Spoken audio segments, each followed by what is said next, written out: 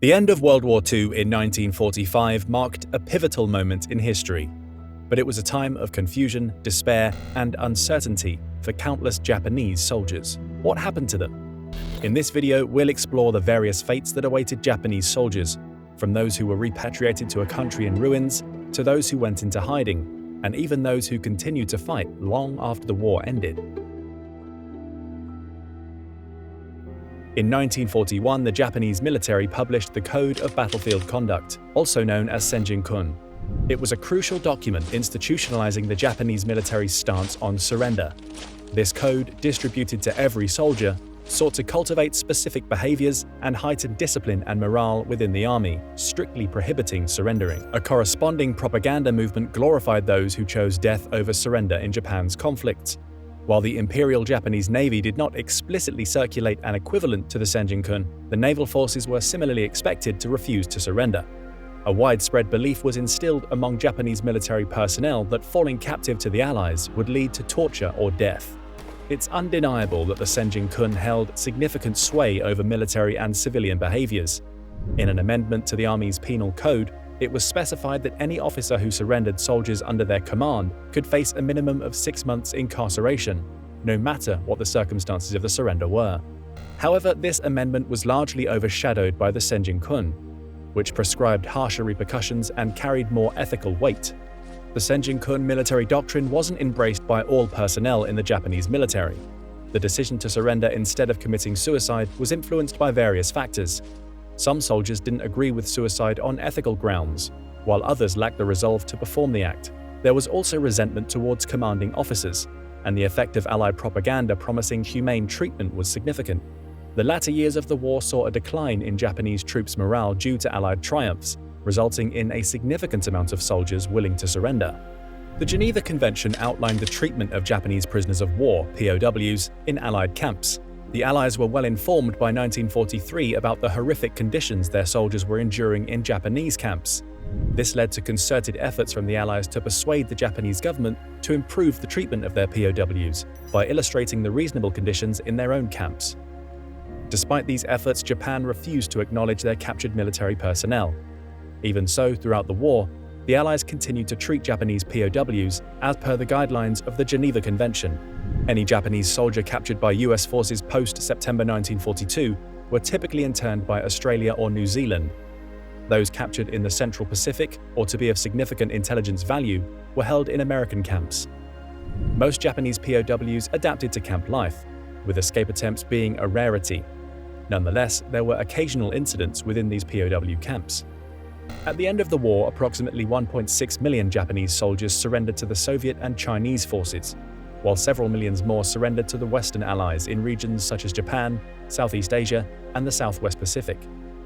In an effort to prevent any opposition to the surrender, the Imperial headquarters in Japan included a clause in their proclamation stating that any servicemen who fell into enemy hands after the declaration would not be treated as prisoners of war. This approach, though it worked in preventing chaos, caused tension between those who surrendered before and after the war ended. It also prevented Japanese soldiers captured by the Soviets from being recognized as POWs. In most cases, the soldiers who surrendered didn't become POWs but were sent back to Japan after giving up their weapons. The repatriation process of some Japanese POWs got delayed by the Allied forces. It wasn't until the latter part of 1946 when almost 70,000 POWs who were held by the United States to help dismantle military installations in places like the Philippines, Okinawa, the Central Pacific, and Hawaii were repatriated to Japan. British authorities, on the other hand, held back 113,500 out of approximately 750,000 POWs in South and Southeast Asia until 1947. The last group of POWs captured in regions like Burma and Malaya finally made it back to Japan in October 1947. In addition, the British even deployed armed Japanese surrendered personnel to assist Dutch and French efforts in regaining control in the Dutch East Indies and Indochina, respectively. Sadly, at least 81,090 Japanese personnel lost their lives in the territories occupied by the Western Allies and China before being repatriated to Japan. At the end of the war, the nationalist Chinese forces received the surrender of around 1.2 million Japanese soldiers. Surprisingly, the Japanese were treated with respect, despite concerns of possible retaliation. The nationalists had their own motives.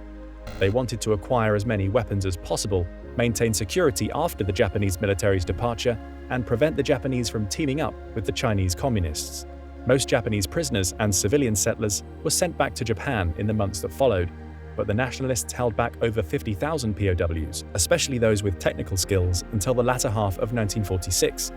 It was later discovered that tens of thousands of Japanese prisoners had joined the Chinese Communist military forces by August 1946, and it was suspected that over 60,000 remained captive in communist-ruled areas until April 1949.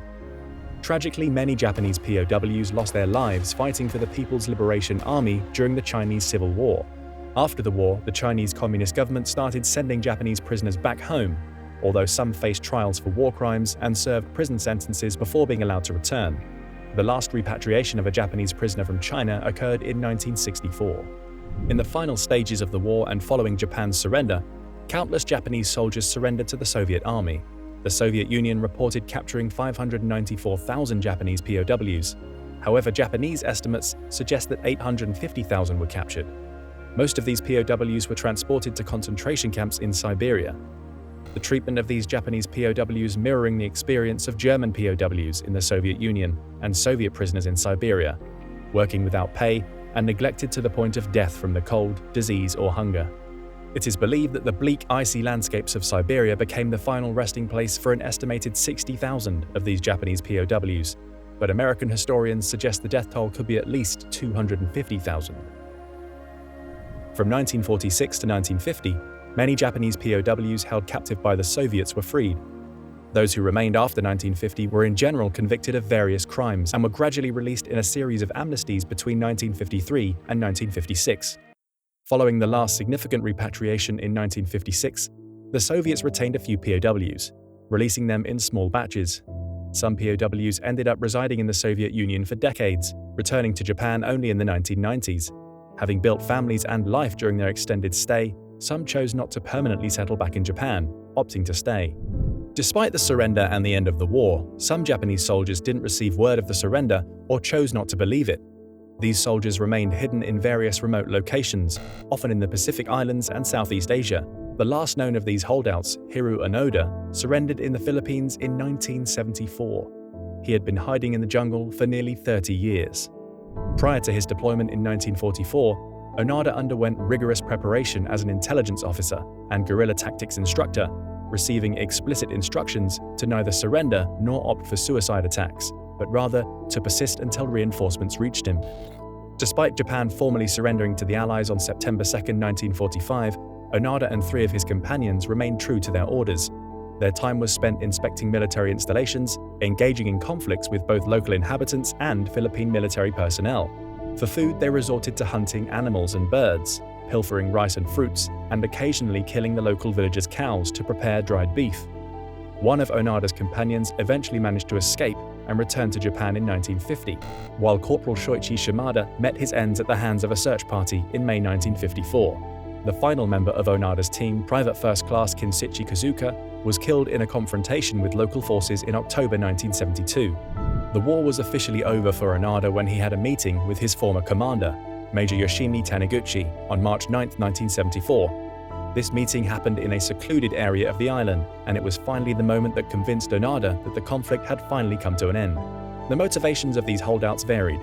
Some believed in continuing the fight or were dedicated to their duty, while others may have been fearful of returning home due to perceived shame or punishment for their surrender.